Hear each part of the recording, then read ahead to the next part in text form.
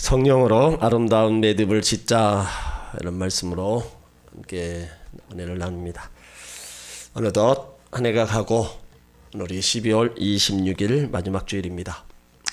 한 해를 뒤돌아보면 코로나가 2년째 계속되는 가운데도 불안과 염려되는 힘든 시간이었지만 모든 것이 하나님의 은혜였음을 고백하게 됩니다. 우린 늘 부족하고 연약해서 상처받고 낙심하고 외롭고 쓸쓸하고 고통 시간들을 보내지만 한결같은 하나님의 사랑이 우리를 용서하시고 품어주시고 바로 은혜의 삶으로 인도해 주신 줄 믿습니다. 그래서 우리가 한 해를 돌아보면서 주의 은혜에 감사하고 이제는 다가오는 새해에 더 큰 꿈과 희망을 가지고 맞이하는 우리 모두가 되어야 할 것입니다. 우리 인생을 유수와 같다고 얘기하죠. 마치 흘러가는 강물과 같다는 것입니다. 자신의 그 의지와 상관없이 흘러간다는 거예요. 인생의 노력에 의해서 세월을 멈추게 하거나 잡을 수가 없는 겁니다. 그러니까 유수의 속도는 너무나 빠르다는 겁니다. 세계의 지성이라고 꼽히는 24명이 함께 모여서 시간의 박물관이라는 책을 펴냈습니다. 이 책의 첫 장의 제목이 시간의 창조예요. 여기서 어떻게 인간이 시간을 발견하게 되었고 이것을 어떻게 체험하게 되었고 이것을 어떻게 삶에 적용해 왔는가를 다루고 있습니다. 이 책의 편집인으로서 대표하는 그 학자인 에코라는 분은 모든 인류의 문화 안에 공통적으로 시간이 창조가 있다고 확인을 했어요. 그러면서 이런 말을 합니다. 인류의 가장 위대한 발견은 바로 시간의 발견이다. 그리고 이것이 인간의 가장 독특한 문화적 특징이다. 맞는 말이죠. 인간만이 시간의 흐름을 감지했습니다. 그 흐름을 잴 수 있는 도구를 발명했어요. 그것이 바로 시계입니다. 그리고 그 시간의 흐름의 매듭을 만들어냈어요. 그것이 달력이에요. 그러면서 시간의 흐름의 매듭에 의미를 부여합니다. 생일, 무슨 띠, 몇 세기 같은 것들입니다. 그러나 개나 돼지 같은 동물들은 시간의 흐름을 감지하지 못해요. 어제나 오늘이나 내일 같은 시간의 매듭을 지울 줄도 모르고 의미도 찾을 줄 모릅니다. 그래서 동물의 세계에는 역사가 없어요. 수천 년이 흘러도 역사가 남지 않고 더 중요한 것은 문화를 발전시키지 못합니다. 1000년 전에도 그들의 사는 모습, 오늘의 모습 동일합니다. 그리고 1000년 후에 마찬가지일 겁니다. 그러나 인간은 다르다는 거죠. 시간에 매듭을 만들고 그 매듭마다 의미를 부여하고 살아갑니다. 그 의미들이 쌓여서 역사가 되고 역사가 흘러가면서 삶의 모습, 곧 문화가 발전되어 가는 겁니다. 우리가 시간의 매듭을 잘 짓는 거 중요합니다. 이것이 우리 삶의 발전의 결정적인 요인입니다. 시간의 매듭을 잘못 짓게 되면 그 사람은 발전이 없다는 거예요. 그러나 시간의 매듭을 잘 지으면 그 사람의 삶은 나날이 발전하게 되는 겁니다. 오늘 우리는 한 해를 마감하면서 2021년 마지막 주일 예배를 드리고 있어요. 2021년 내가 어떤 해였는지, 내게 어떤 의미를 주는 해였는지를 우리가 정리해 볼 필요가 있습니다. 한 해를 마무리를 잘하고 유종의 미를 거둬야 되는 거예요. 이것이 2021년이라는 시간의 매듭을 잘 짓는 일이 될 것입니다. 시간이 중요하다는 점 바로 강조하기 위해서 때론 시작이 반이라는 말도 하죠. 근데 이것은 끝이 전부라고 해야 될 겁니다. 그러니까 끝이 중요하다는 거예요. 용두사미가 되어서는 안 된다는 겁니다. 처음에 작심하고 혈서로 쓰고 시작해서 마무리 짓는 매듭을 짓지 못하면 소용이 없습니다. 시작은 좀 미약했지만 그 끝은 아름답게 매듭을 지어야 되는 겁니다. 우리가 아름답게 매듭을 짓기 위해서는 우리 하나님의 자녀로서 우리와 함께 계시는 성령의 인도함을 받는 것이 필요하다는 거예요. 내 뜻대로 내 판단대로 내 감정대로 마무리되게 되면 그 마무리가 아름답기가 어렵다는 겁니다. 우리의 욕망, 그동안에 쌓였던 감정에 사로잡혀 때로는 그 마무리가 추하게 되기도 쉽습니다. 그래서 오늘 사도 바울은 이런 점에 대해서 우리에게 중요한 말씀을 하고 있어요. 오늘 본문에 나타난 갈라디아 교회 성도들은 복음을 받았고 예수 그리스도를 믿는다고 하지만 믿음으로 의로워졌다는 진리를 잃어버리고 율법을 지키는 것이 구원의 조건이 되는 것처럼 미혹이 되었어요. 유대 율법주의자들이 교회에 들어와서 그들의 믿음을 바로 흔들고 있습니다. 오늘 1절에 보면 어리석도다 갈라디아 사람들아 예수 그리스도께서 십자가에 못 박히신 것이 너희 눈앞에 밝히 보이거늘 누가 너희를 꾀더냐. 그러니까 바울은 안타까운 심정으로 갈라디아 교회 성도들에게 호소하고 있는 겁니다. 바울은 믿음으로 의롭게 된다는 것을 성령을 받은 체험을 통해서라고 얘기를 해요. 그래서 2절에 보면 내가 너희에게서 다만 이것을 알게 하노니 너희가 성령 받은 것을 율법의 행위로냐 듣고 믿음으로냐. 바울은 그들이 성령 받은 것이 율법으로 지켜 행함을 받은 것인지 복음을 듣고 믿음으로 받은 선물인지를 되돌아보라는 겁니다. 여러분 성령은 언제 받습니까? 예수 믿고 회개할 때 성령을 받습니다. 듣게 하고 믿게 하는 것이 성령이 하시는 거예요. 고린도전서 12장 3절에 보면 그러므로 내가 너희에게 알게 하노니 하나님의 영으로 말하는 자는 누구든지 예수를 저주할 자라 하지 않고 또한 성령으로 아니하고는 누구든지 예수를 주시라 할 수 없느니라. 그러니까 성령은 듣게 하고 믿게 하시는 분이에요. 우리가 하나님 말씀을 들을 때 자신이 누구인지를 알게 하시고 삶의 목적과 의미를 깨닫게 해주십니다. 하나님 앞에 감사하고 기쁨이 넘치며 고난 중에서도 인내하며 소망 중에 즐거워하게 만들어요. 그리고 성령을 받으면 삶이 변화됩니다. 내적으로 외적으로 변화되는 거예요. 성령은 우리 속에서 거하셔서 우리에게 진리를 가르쳐 주시고 그 진리의 말씀을 더 생각나게 하시고 하나님을 아버지라 부르게 하시고 그 말씀에 순종하게 하신다는 거예요. 그래서 하나님의 사람으로 우리를 변화시켜 갑니다. 그런데 오늘 3절에 보면 너희가 이같이 어리석느냐. 여기 어리석다는 것은 지능이 모자란데 아닙니다. 영적으로 무지하다는 거예요. 예수 믿고 구원받아 성령을 받았으면 어리석게 살지 말라는 거예요. 너희가 구원받은 것이 율법이냐 행위냐 아니라는 거예요. 너희가 구원받은 것이 성령으로 말미암아 구원받았으니 그것을 알라는 거예요.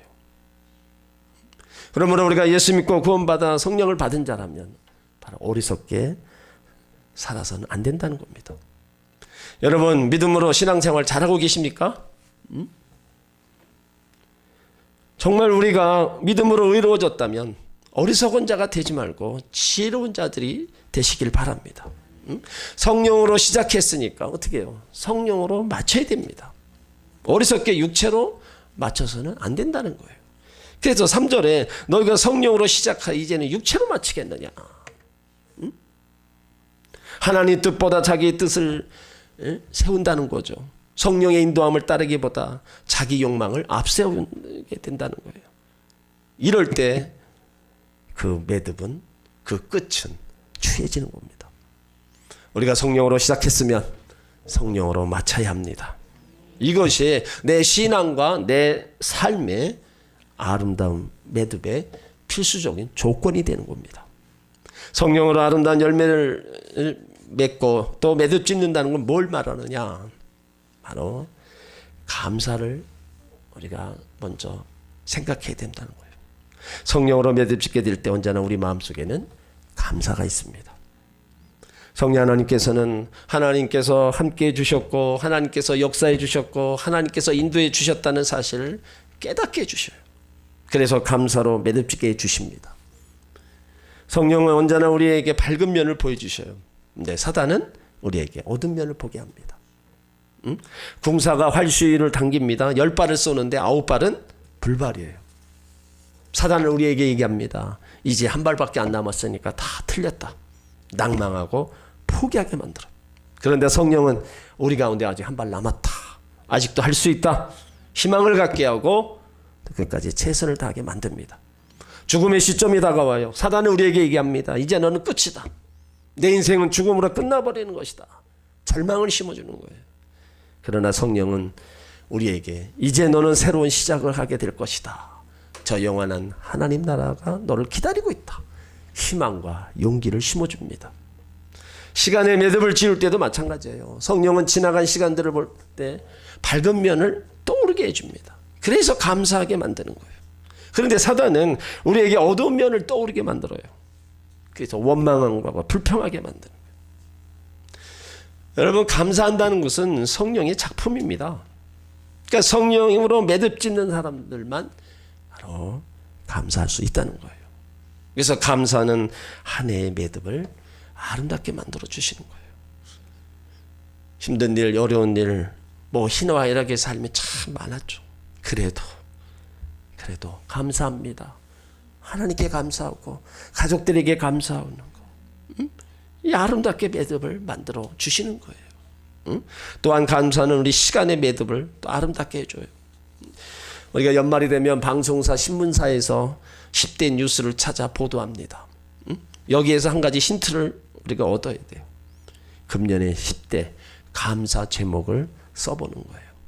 내가 하나님께 감사해야 될 10가지 제목을 여러분 조목조목 한번 써보세요. 그리고 감사해야 할 10명을 찾아보세요. 하나님 앞에 감사할 조건 10가지, 감사해야 될 10명, 내게 누가 있나 한번 여러분들이 찾아 써보세요. 성령 안에서 감사의 한 해로 여러분들 매듭을 지으시길 바랍니다.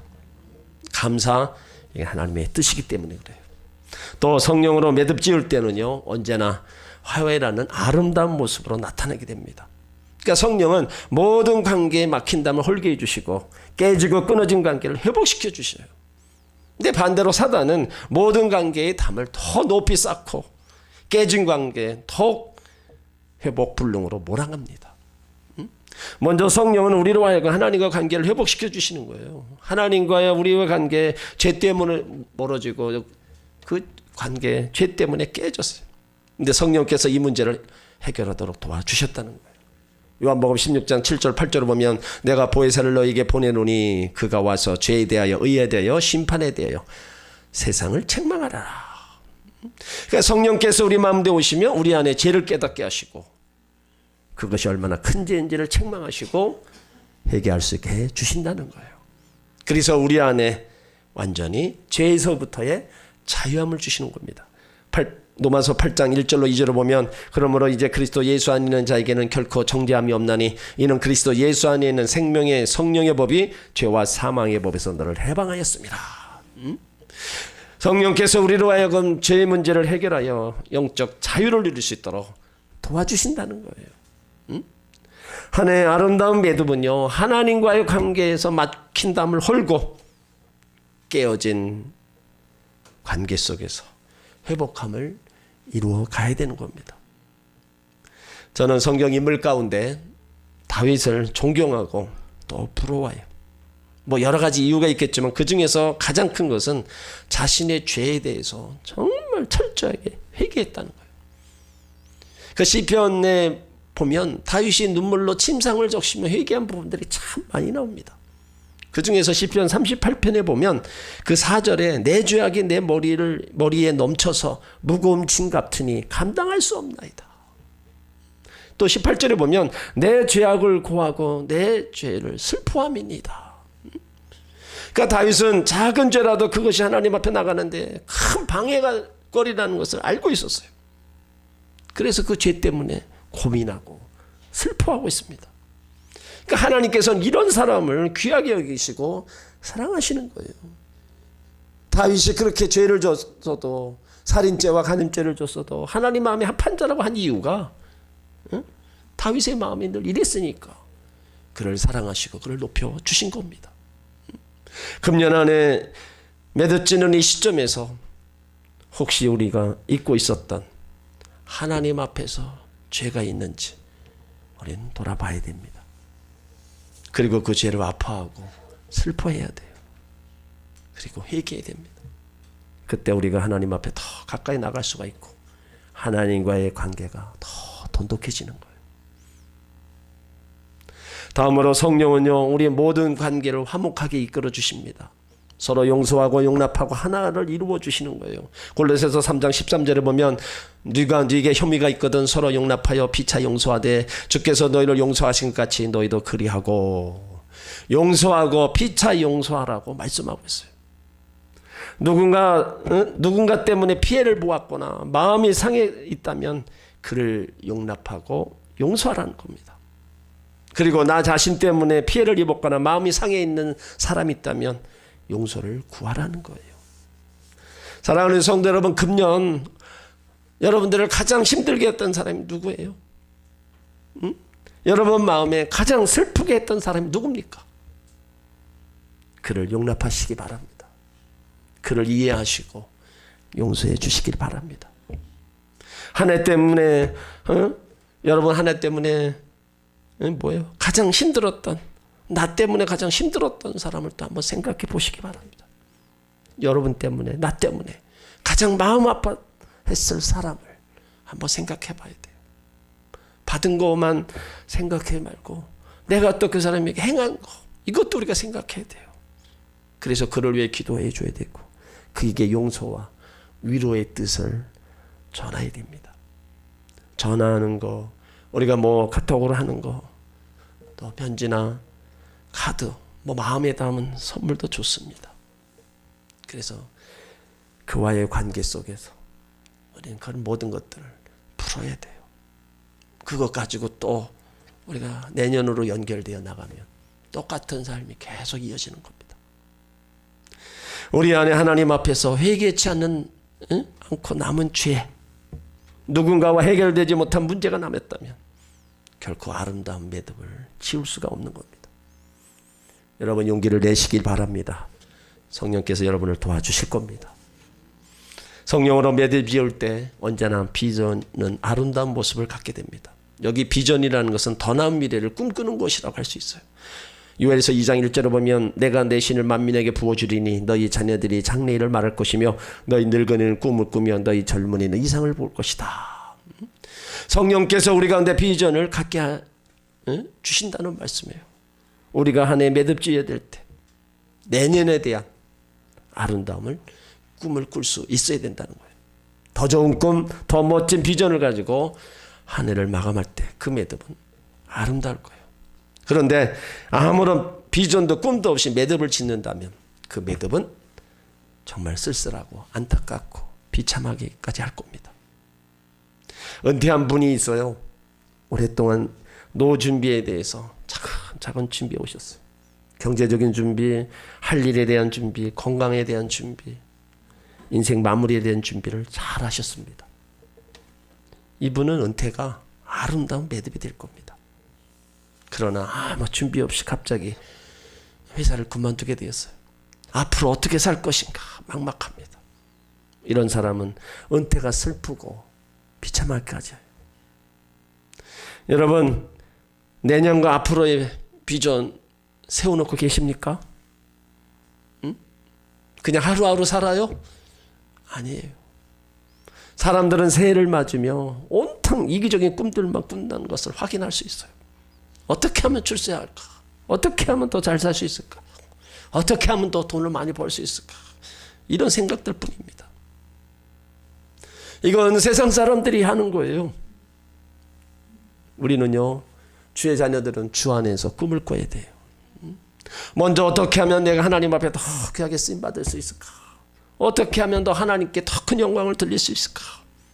어떻게 하면 맡겨주신 일을 잘 감당할 수 있을까? 이런 생각들을 해야 된다는 겁니다. 그러니까 우리가 주 안에서 비전을 갖게 될 때 한 해의 아름다운 매듭을 이룰 수 있게 될 것입니다. 많은 사람들이 시간의 매듭을 묶는 데 실패하고 있어요. 원망과 한숨과 불평, 신세 타령으로 망치고 있습니다. 그래서 저들에게는 망년의 계절이 되고 있는 거예요. 너무 외롭고 힘드니까 기억 속에 21년을 털어내고자 합니다. 하지만 그것이 털어낸다고 결코 털어지는 게 아니에요. 우리는 어쩔 수 없이 21년을 역사 속으로 보냅니다. 그런 가운데 아름답게 매듭을 지어서 고이 보내야 됩니다. 그리하면 2021년은요 우리 마음속에 아름다운 추억으로 남을 것입니다. 그리고 더욱 도약할 수 있는 발판이 되어줄 겁니다. 이제 금년 한 6일 남았습니다. 어떻게 매듭을 지으시겠습니까? 저는 러시아의 문호 도스토옙스키의 그 책을 보면서 정말로 우리가 시간 활용을 잘해야 되겠다 그런 생각이 들었어요. 이 도스토옙스키는요 28살 때 사형 선고를 받은 일이 있습니다. 영하 50도 되는 추운 날 그는 형장으로 끌려가요. 형장 기둥이 세워져 있고 한 기둥에 3명씩 묶여 있는데 그는 3번째 기둥 가운데 묶였습니다. 사형 집행 예정 시간을 시계를 보니까 자신이 땅 위에 남아있을 시간이 5분밖에 없어요. 28년간을 살아왔지만 이렇게 단 5분이 금쪽같이 생각되어지기는 처음이었습니다. 이제 5분밖에 남지 않은 생명을 어디에 쓸까 생각해 보았어요. 현장에 이끌린 이 아는 사람들과 마지막 인사하는데 바로 2분. 오늘까지 살아온 생활과 생각을 정리해 보는데 또 2분. 남은 1분은 오늘까지 살아온 땅과 눈으로 볼 수 있는 대자연의 마지막을 한번 둘러보면서 쓰기로 생각을 하였어요. 이렇게 생각하면서 눈물이 고인 눈으로 옆에 묶여있는 두 사람에게 제우 키스를 하고 남은 가족을 잠깐 생각하는 동안에 벌써 2분이 지나버렸어요. 이제 자신에 대하여 생각하는데 문득 그 3분 후에 어디로 갈 것인가 이걸 생각하니까 눈앞이 캄캄해지고 아찔했어요. 28년간이라는 세월을 한순간 한순간 아껴 쓰지 못한 것이 후회가 됩니다. 이제 다시 한번 살 수만 있다면 순간마다 가볍게 쓰고 정말 귀하게 쓰고 싶었지만 돌이킬 수 없는 순간이에요. 탄환의 총이 장탄하는 소리가 들려요. 그 소리를 들으니까 죽음의 공포가 다 밀려옵니다. 그러나 그때 떠들썩한 소리가 나더니 한 병사가 흰 손수건을 들면서 달려오는 거예요. 황제 특사령을 가져왔다는 거예요. 그래서 죽음 직전에 도스토옙스키가 그곳에서 살아납니다. 그리고 그곳에서 풀려나와 시베리아에서 유랑 생활을 하면서 많은 생각을 해요. 그런 마지막 5분의 시간을 절절하게 생각했던 그때를 생각하면서 시간을 금쪽같이 소중하게 아끼면서 살았어요. 그래서 죄와 벌의 그 명작을 남기고 수많은 작품들을 남겼어요. 그때 이후 세상을 떠나면 어디로 갈 것인가 이 한순간도 내류에서 떨쳐본 적이 없다는 겁니다. 우리에게 주어진 시간 여러분 계속 있는 게 아니잖아요. 여기 이 사람처럼 그 5분밖에 내 생애가 안 된다면 내가 그 5분 어떻게 살 건가. 하지만 지금 우리 가운데는 그래도 5분 이상의 시간이 주어졌어요. 그렇다면 이 시간 활용을 잘해야 된다는 허송세월하며 방탕하며 우리는 지내서는 안 됩니다. 세월을 아끼라 그랬잖아요. 세월을 아끼면서 하나님의 뜻이 무엇인지 그 뜻대로 살아가기를 우리는 힘쓰고 노력해야 된다는 거예요. 어쩌다 보니까 지금 우리가 이만한 세월을 지금 살아왔어요. 하지만 남아있는 시간을 따진다면 결코 길지 않는 겁니다. 그러므로 내가 지금까지 어떻게 살아왔는가? 앞으로 어떻게 내가 살 건가? 우리가 예수 믿고 구원 받았는데 성령으로 시작했는데 어리석게 육체로 마쳐야 되는가? 성령으로 살다가 율법으로 그냥 끝나야 되는가? 이건 아닙니다. 예수 믿고 구원 받아 성령으로 우리가 시작했다면 우린 성령으로 마쳐야 되는 겁니다. 이것이 내 인생의 아름다운 매듭이에요. 우리가 성령의 인도함을 따라 이 세상 살아가야 우리 삶이 또 아름다운 겁니다. 그냥 내 육신대로 내 마음대로 사면서는 결코 끝끝이 아름다울 수가 없는 거예요. 그러므로 내 인생의 아름다운 매듭을 짓기 위해서는요, 우리는 하나님의 뜻에 따라 살아야 돼요. 그리고 항상 하나님께 감사하고 우리가 주변 사람들에게 감사하며 살아야 됩니다. 하나님과의 관계를 늘 우리가 화해를 해야 돼요. 잘못된 거 있으면 회개하면서 정말로 돌아보면서 피차 서로 용서하며 우리가 살아야 됩니다. 그리고 우리는 이 땅에서의 꿈도 가져야 되지만 하나님의 나라에 대한 또 꿈을 가지고 살아야 돼요. 시간은 흘러서 벌써 한 해가 지나가고 우리는 또 한 살씩 더 먹을 겁니다.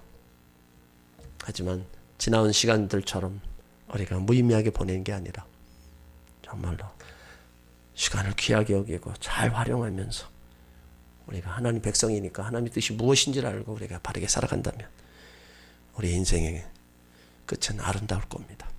이 땅에서도 아름답고 또 그 아름다운 주님 앞에 서는 그런 영광도 얻게 될 줄 믿습니다.